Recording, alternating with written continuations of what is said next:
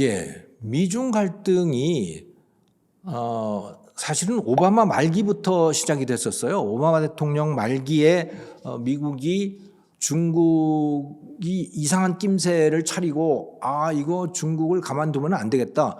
중국에 힘을 실어주면 안 되겠구나라고 해서 그 TPP라고 하는 그러니까 태평양 연안 국가들의 자유무역 협정을 만들면서 거기에서 중국을 배제했었죠. 사실은 이 TPP라고 하는 거, 그러니까 환태평양 경제 동반자 협정, 그러니까 자유무역 협정, 그러니까 다자간 자유무역 협정이었던 건데요. 그것은 WTO보다도 훨씬 수준이 높은 개방을 지향하는 그런 모임이었어요.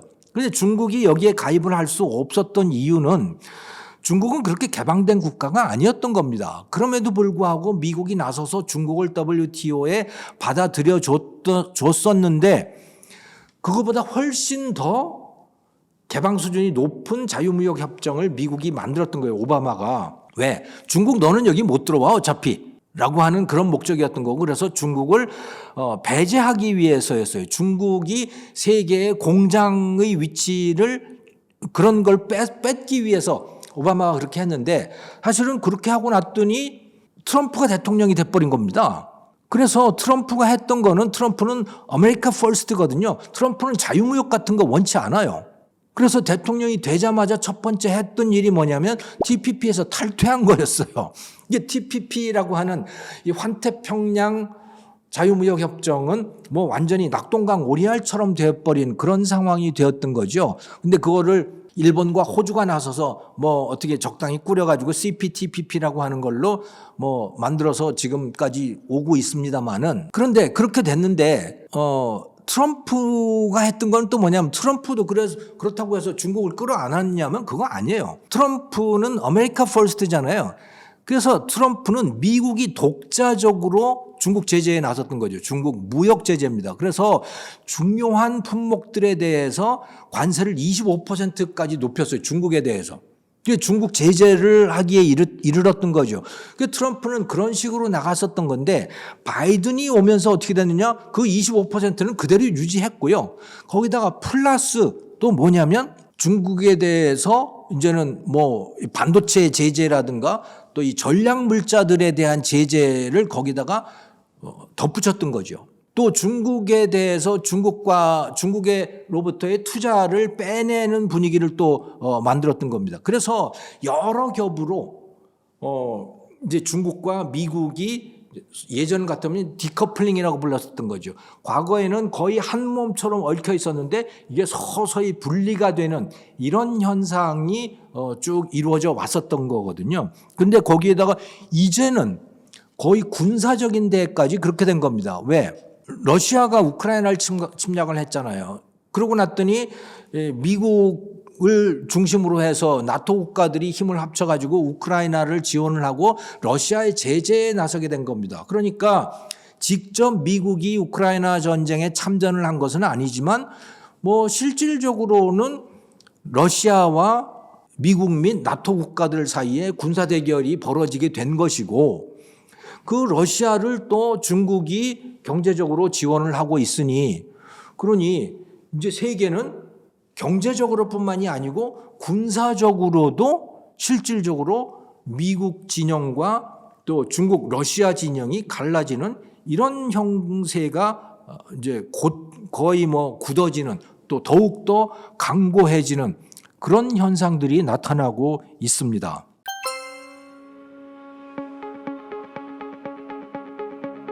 트럼프가 당선되면요, 뭐 세상이 완전히 저는 뒤집어질 거라고 봅니다. 완전히 다른 판으로 짜이게 될 거다라고 보는데, 트럼프가 대통령이 되기를 진심으로 제일 바라고 있는 사람이 푸틴이고요. 푸틴, 시진핑, 이 트럼프가 대통령 되기를 진심으로 바라고 있을 거라고 저는 확신합니다. 왜?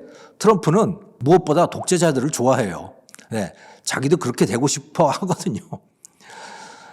또 트럼프가 추구할 것은 동시에 그것과 뭐냐면 미국 제일주의, 아메리카 퍼스트인 겁니다.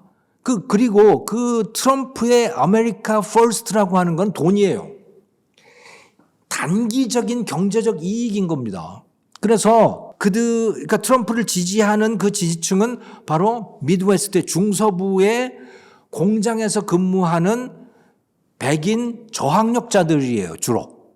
그들이 트럼프를 주로 지지를 하고 있는 겁니다. 물론 거기에 요즘에는 이제 히스패닉, 멕시칸 이쪽, 라틴 아메리카 쪽도 트럼프의 지지층으로 가세를 했습니다만은 아무튼 주로 공장에서 일하는 사람이라고 보시면 되는 거예요. 그런데 그 사람들이 제일 싫어하는 게 뭐겠어요? 그건 수입이죠.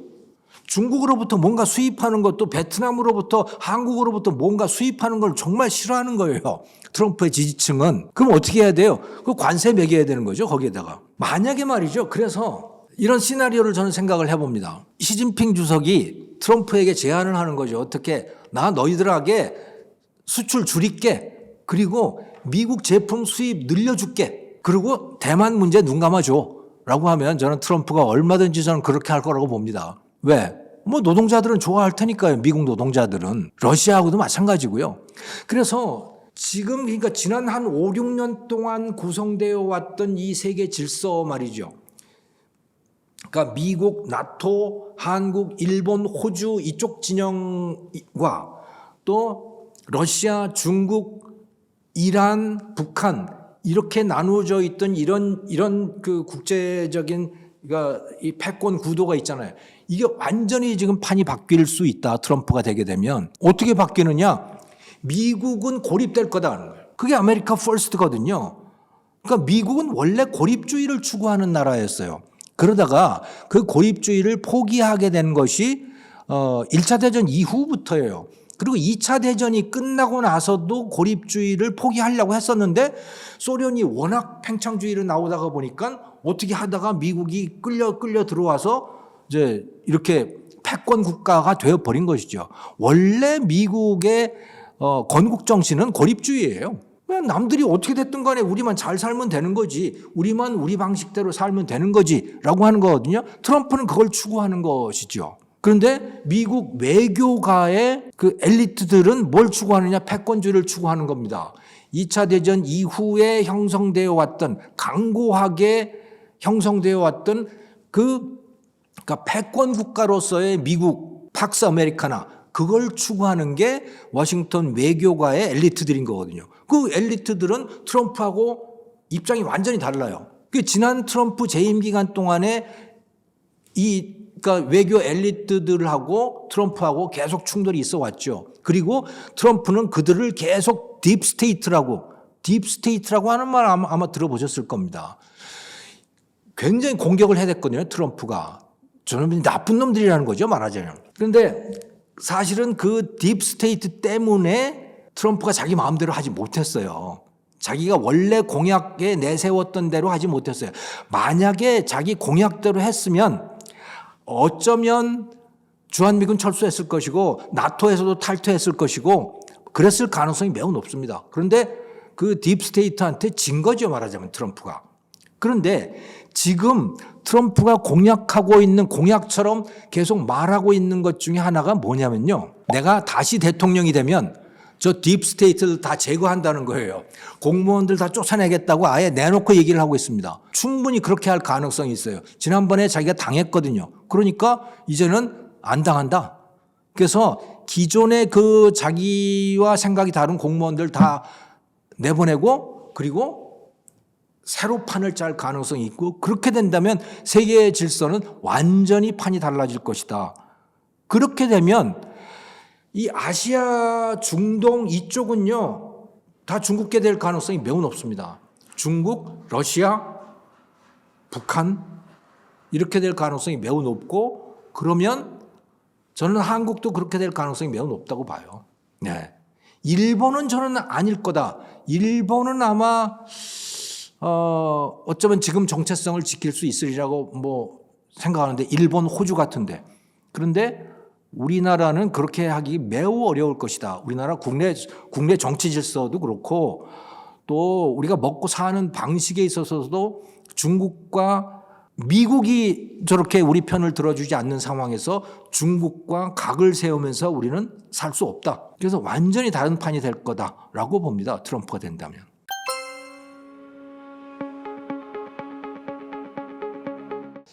가장 눈에 띄는 거는 금리일 거예요. 연준이 금리를 더 높이지 않을 것은 뭐 거의 분명한 것 같고, 오히려 뭐 4월이나 5월쯤 되면 금리를 조금이라도 내리게 되지 않을까. 그렇게 되면 다른 나라들도 우리나라를 포함해서 금리를 내릴 수밖에 없다. 또 설령 다른 나라들 중앙은행이 기준금리를 내리지 않는다고 하더라도 미국의 자금 유동성이 좋아지게 되면 그러면 금리를 다른 나라도 따라서 내리는 것과 비슷한 효과들을 가지게 되는 거고, 그것은 어느 정도 전반적으로 자산 가격의 상승 압력을 줄 수 있다. 그런데 뭐 그다지 큰 영향이 되지는 않을 것이다. 왜냐하면 금리를 파격적으로 내릴 가능성은 높지 않기 때문에 그렇다라고 저는 생각을 합니다. 근데 또 다른 하나의 가능성은 일본입니다. 일본은 약간 이야기가 다른데 미국을 중심으로 한 이런 선진 자본주의 국가들은 금리를 내릴 가능성이 높은데 일본은 오히려 금리를 높여야만 하는 상황이에요. 왜냐하면 지금 일본의 그러니까 이 기준금리라고 할까요? 뭔가 일본의 아무튼 금리 정책은 국채금리나 이런 것들을 마이너스 수준에서 유지하도록 그렇게 해놓고 있거든요. 거의 그러니까 제로금리거나 또는 마이너스 금리예요. 자, 그러니 이러다가 보니까 엔화 가치가 굉장히 낮아진 상황입니다. 그래서 엔화 가치가 낮아지니 뭐 일본의 관광객도 넘쳐나고 또 일본의 수출도 좀 늘어나고, 그래서 일본의 경기가 활성화되고 또 일본의 물가 상승률이 3% 정도까지도 근접하고 하는, 지금까지 일본 정부가 추구해 왔던 그런 목표 상황에 상당히 근접해 있어요. 일본은 사실은 저물가 때문에 굉장히 고생을 해왔었거든요. 그러니까 물가가 높아지는 게 굉장히 중요한 나라인 거죠. 근데 뭐 상당히 물가가 높아져 있는 상황입니다. 자, 그런데 이게 지금 한계에 도달해 있습니다. 뭐냐? 엔화 가치가 떨어지잖아요. 엔화 가치가 떨어지면 무슨 일이 벌어집니까? 소득도 떨어지게 되는 거예요. 자, 달러로 환산된 그러니까 달러로 환산된 일본인들의 국민 소득이 어떻습니까? 한국하고 거의 같아졌어요, 지금. 일본은 그렇게 잘 사는 나라가 아니에요. 한국하고 거의 같은 수준의 나라가 된 겁니다. 소비 수준으로 놓고 따져봤을 때 한국보다 일본이 잘 사나? 글쎄요. 일본 여행 가보시면 알겠지만 그렇게 잘 사는 나라라고 볼 수가 없는 거죠. 그렇게 된 배경에는 이 저금리 정책, 마이너스 금리가 상당히 지금 작용을 하고 있는 거거든요. 그러니까 이걸 계속해서 가져갈 수는 없는 거예요. 그러니까 일본은행은 금리를 높일 수밖에 없는 상황이다. 그 언제 높이느냐, 그 결정만 남아 있는 것이죠. 그 금리를 1%로 올리게 될지 아니면 2%로 올리게 될지 그건 잘 알 수가 없지만 그럴 수밖에 없는 상황에 와 있다. 만약에 금리를 올리지 않는다면 그들의 국민소득은 더 떨어질 가능성도 있다는 거예요. 그렇게 놔둘 수는 없는 거 아닙니까? 자, 그래서 일본이 기준금리를 올리게 된다면 미국은 기준금리를 낮추는데 일본은 기준금리를 올리게 되는 거죠. 그러면 엔화 가치는 어떻게 돼요? 올라가게 되는 거죠. 엔화 가치가 올라가게 되고 엔화에 대한 투자가 상당히 매력을 가진 현재 상태에서 말하는 겁니다. 앞으로는 그렇게 될 가능성이 높기 때문에 그런 것이다라고 저는 보여집니다. 뭐 여러 가지 종류의 자산들이 굉장히 많이 있지만 주로 화폐를 가지고 판단을 해보면 이런 생각을 해볼 수가 있겠습니다.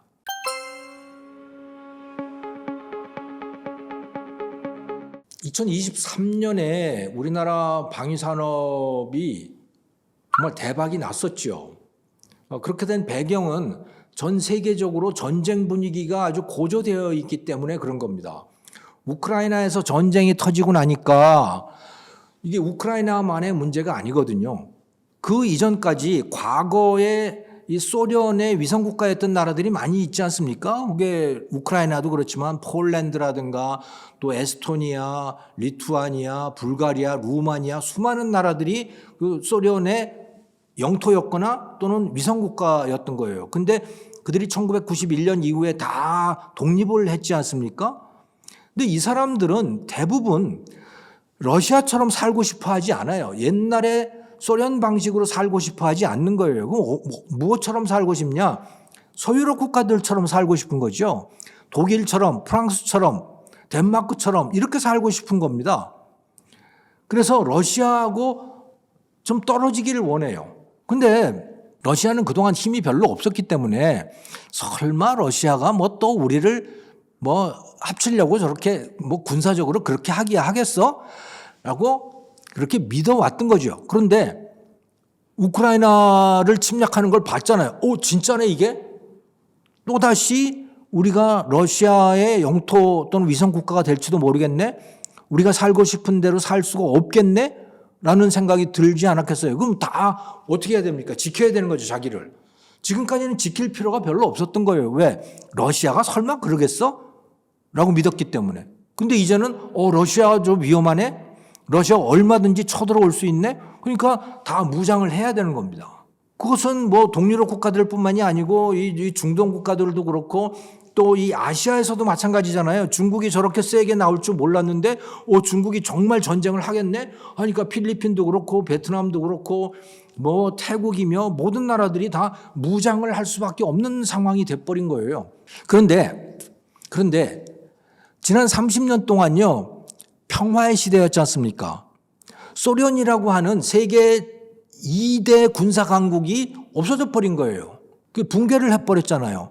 그러니까 팍스 아메리카나예요. 누구도 전쟁을 염려할 필요가 없는 상태가 되어버린 거고 그래서 모든 나라의 군사비 지출이 줄어들게 된 거고 그러다가 보니까 이 방위산업체 입장에서는 고객이 사라졌잖아요. 어디다가 뭐 무기를 만들어서 어디다가 팔겠습니까? 그러니까 방산업체들도 다 쪼그라든 거예요. 고객이 없어져 버렸기 때문에. 그런데 유일하게 남은 몇 나라들이 있었던 겁니다. 여전히 군사 위협에 노출되어 있는 나라들. 그 나라의 방위산업체들은 여전히 가동을 계속 해왔던 거죠. 그게 어디입니까? 그게 중국이고 대한민국이고 이스라엘이고 뭐 이런 나라들인 거예요. 북한이고. 예.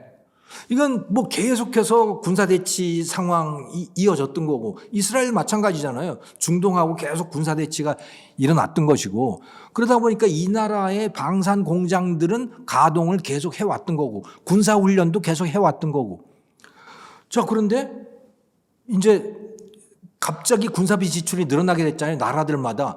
그래서 돈은 있어요. 그래서 무기를 사오려고 하는데 다른 방산업체들은 갑자기 생산을 늘릴 수가 없는 거죠. 근데 우리나라의 방산업체들은 생산을 급작스럽게 늘릴 수 있는 그런 생산 능력 캐파가 있는 거고 이스라엘 마찬가지고 뭐 다 그렇게 된 거 아닙니까? 그러다가 보니까 우리가 이 대박이 난 거죠. 그야말로. 네. 그래서 저는 앞으로 당분간은 한국의 방위산업 K방산의 매출액이 굉장히 늘어날 거라고 봅니다만은 근데 이거 이제 한계가 저는 머지않아 올 거라고 봐요. K방산업체들이 생산하는 대부분의 품목들이 다 재래식 품목들입니다. 말하자면 박정희 시대부터 써왔던 조금 더 심하게 얘기하면 2차 대전 때부터 써왔던 그런 무기체계들이라고 보시면 되는 거죠. 그거를 우리가 아주 높은 품질의 가성비 좋게 만들 수 있게 된 거거든요. 그런데 이번 우크라이나 전쟁이나 이스라엘 전쟁이나 이런 것들을 보면서 여기에서 지금 새롭게 형성되고 있는 새로운 전투법이 나오기 시작했어요. 전쟁의 양상이 상당히 달라지고 있습니다. 그건 뭐냐면 정확도가 굉장히 높아진 겁니다. 직접 적의 적진 속에 들어가서 그거를 카메라로 관찰을 해가면서 적의 내가 죽이고 싶은 또는 파괴하고 싶은 그 적을 딱 그러니까 아주 굉장한 정밀도를 가지고 그걸 타격을 하는 그런 전쟁으로 변해가고 있는 거예요. 그런데 지금까지 전쟁은 뭐냐? 그게 아닌 거죠. 예를 들어 대포를 쏜다고 생각해 보세요. 대포를 쏘면 그게 그냥 대충 쏘는 거예요. 그야말로. 그러니까 수많은 포탄을 가지고 쏘는데 그중에 몇 발은 맞겠지라고 하는 게 현재의 정투 방식이고 우리나라의 무기의 상당 부분이 그런 방식이라고 보시면 되는 겁니다. 그런데 지금은 어떻게 돼 있느냐? 이제 점점 어떻게 변해가고 있느냐? 드론을 띄워서 적진에 가서 적진을 딱 관찰을 해서 좌표를 찍어서 그걸 가지고 여기서 미사일을 날리는 거 아니겠어요? 비행기도 아니고 미사일을 날리는 겁니다. 미사일을 날려서 그 표적을 정확하게 맞추는 그런 방식의 전쟁이 이루어지고 있는 거거든요. 과거의 전쟁은 뭐냐? 그냥 수만 발을 쏴서 적당히 그 주변을 다 초토화시키는 그런 방식인데 이거는 민간인들이 너무 많이 죽어요. 그리고 소모도 굉장히 많아요. 그래서 미사일 방식으로 가야 되는 겁니다. 좌표를 찍은 미사일 방식. 그런데 문제는 뭐냐면 그 미사일이 비싸요. 최소한 수천만 원에서 수십억까지 하는 겁니다. 그 미사일이라고 하는 게. 그러니까 미사일을 쏘면 좋겠는데 그건 너무 비싸잖아요. 그러면 그 대안이 뭐냐? 우리나라가 만드는 이 155mm 포탄, 자주포 이런 것들인 겁니다. 그러니까 미사일보다는 정확도가 떨어지지만 그래도 왕창 쏘다 보면 그중에 적당히 맞는 것도 있고 안 맞는 것도 있고 또 그게 무서워서 적들이 밖에 나오지도 못하고 하는 그런 것들인 거죠. 그러니까 대량 소모전을 위한 무기들이 많은 거예요, 우리가. 그게 2차 대전 방식이고 아직도 우리는 그런 데에 이제 그런 걸 생산해 오는 거거든요. 자, 그리고 당분간은 이럴 수밖에 없다는 거예요. 왜? 미사일 가격이 너무너무 비싸기 때문에. 그런데 이제 기술이 발전하고 또 생산 시스템이 늘어나고 미사일의 생산량이 늘어나고 하게 되면 규모의 경제가 생기면서 미사일 가격도 떨어지게 되겠죠. 그렇게 되면 서서히 이제 새로운 시스템, 그러니까 그 무기에 대한 수요가 완전히 달라질 가능성이 있다. 저는 그렇게 봅니다. 근데 당분간은 우리나라의 무기들에 대한 수요가 지속될 것이다.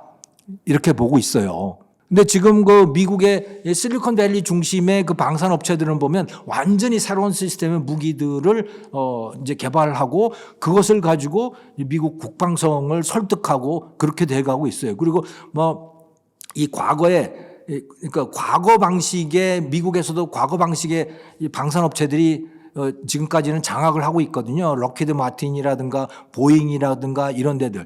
이것도 기본적으로는 과거 방식인 겁니다. 근데 실리콘밸리의 이쪽 이제 방산 업체들은 완전히 다른 방식이니까 야, 제발 좀 이제 그런 방식의 낡은 방식으로 싸우지 말고 새로운 무기 체계로 다 바꾸자. 그리고 전략 전술의 이 컨셉도 완전히 더 바꾸자라고 하는 그런 제안들 또 그런 저항들이 또 상당히 생겨나고 있는데 그게 자리를 잡으려면 상당히 시간이 걸릴 거라고 봐요. 그래서 당분간은 현재의 K방산이 잘 나갈 수 있다.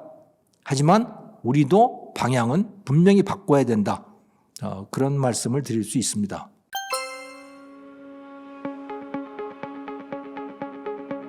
자산을 지키려면 세상이 어떻게 바뀔지에 대한 어느 정도의 감을 갖고 계셔야겠지요. 자, 근데 이건 이미 여러 경로를 통해서 말씀을 드렸습니다만은 가장 눈여겨봐야 될 부분은 미국 연준의 기준금리가 어떻게 될 건가, 또 일본 은행의 기준금리 정책이 어떻게 될 건가라고 하는 게 굉장히 중요할 것이고 또 큰 흐름은 중국과 미국이 어떻게 될 건가라고 하는 거죠. 트럼프가 된다면 어떻게 되고 바이든이 된다면 어떻게 될 것인가라고 하는 것인데 미국의 금리는 낮아질 가능성이 높아요. 그러니까 달러의 가치는 크게 기대할 것이 없다. 또 일본의 기준금리는 높아질 가능성이 크기 때문에 엔화는 높아질 가능성이 있다. 이렇게 저는 내다봅니다만은 그럼에도 불구하고 위험자산으로서 만약에 위험한 사태가 난다면 그때 내 재산을 지키기 위한 가치로서의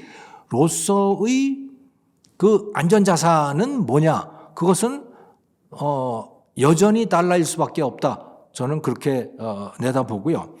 그다음에 이 나라의 관점에서 본다면 바이든이 만약에 된다면 말이죠.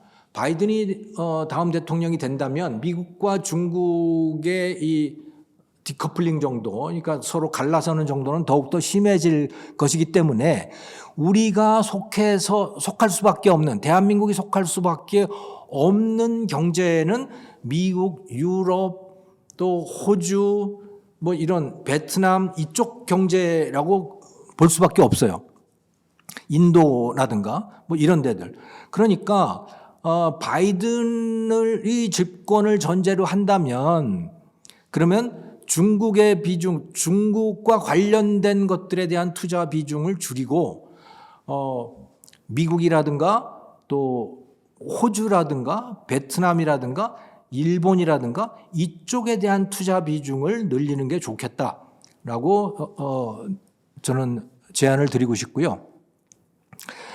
만약에 트럼프가 대통령이 된다라는 것을 전제로 한다면 그러면 사실은 아무것도 내다볼 수가 없습니다. 정말 어떻게 될지 전혀 알 수가 없는 상황이고, 네. 그때도 그렇게 되면 저는 달러 가치는 여전히 있을 거라고 보는데 그때 우리가 과연 달러를 우리의 자산으로 유지할 수 있을지 그건 잘 모르겠어요. 왜냐하면 대한민국이라는 나라의 운명을 전혀 알 수가 없기 때문에 그때는 정말 뭐가 될지 알 수가 없는데 바이든의 승리를 전제한다면 가장 좋은 안전자산은 여전히 달러가 될 것이다 라고 봅니다.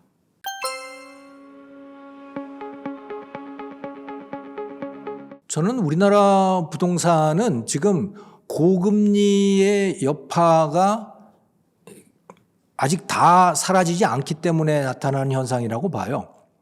무슨 말씀이냐면 코로나 때 2022년 3월부터 무슨 일이 있었냐면 전 세계적으로 돈이 마구 풀렸습니다.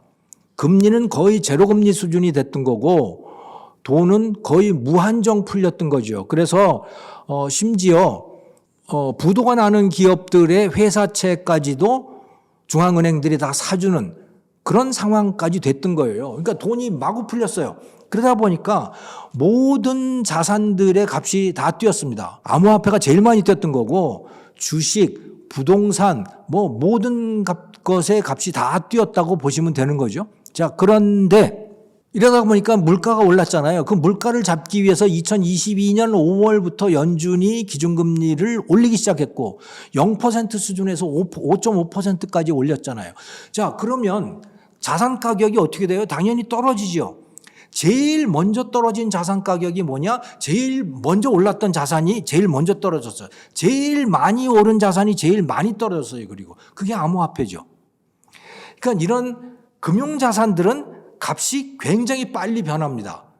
시장 상황 또는 이 자금 시장 상황을 바로바로 반영을 해요. 그런데 그렇게 바로 반영할 수 있는 이유는 거래가 빠르기 때문에 그렇죠. 순간적으로 거래가 일어나기 때문에 그렇습니다. 그런데 부동산은 그렇게 순간적으로 거래가 일어나지는 않잖아요. 부동산을 사고 파는 일은 굉장히 비용이 많이 들고 또 어렵기도 하고 그렇지 않습니까? 그러니까 부동산이라고 하는 자산의 가격이 반영되는 속도는 그거는 굉장히 느려요. 암호화폐나 주식이나 이런 거에 비해서. 그러다 보니까 서서히 올라가고 떨어지는 것도 서서히 떨어지는 거죠. 그게 지금까지도 떨어지고 있는 겁니다. 그래서 그 현상이 지금 아직까지도 나타나고 있다. 그런데 뭐 조만간은 멈추게 될 거다 이렇게 봐요. 그 고금리 때문에 나타나는 이 현상은. 그리고 머지않아 또 금리가 낮아지게 될 테니 부동산 가격이 낮아지는 현상, 그것 때문에 나타나고 있는 이 프로젝트 파이낸싱의 부도 문제라든가 이런 것도 머지않아 해결되지 않을까 그렇게 생각을 해 봅니다만은 좀 길게 내다보면 일본처럼 되어갈 가능성이 저는 높다고 봐요. 일본처럼. 이게 뭐냐, 인구가 줄어들 테니, 젊은 사람들이 특히 줄어들 테니 인구의 많은 비중을 차지하는 그 사람들은 누굽니까? 저 같은 이제 노인네들이잖아요.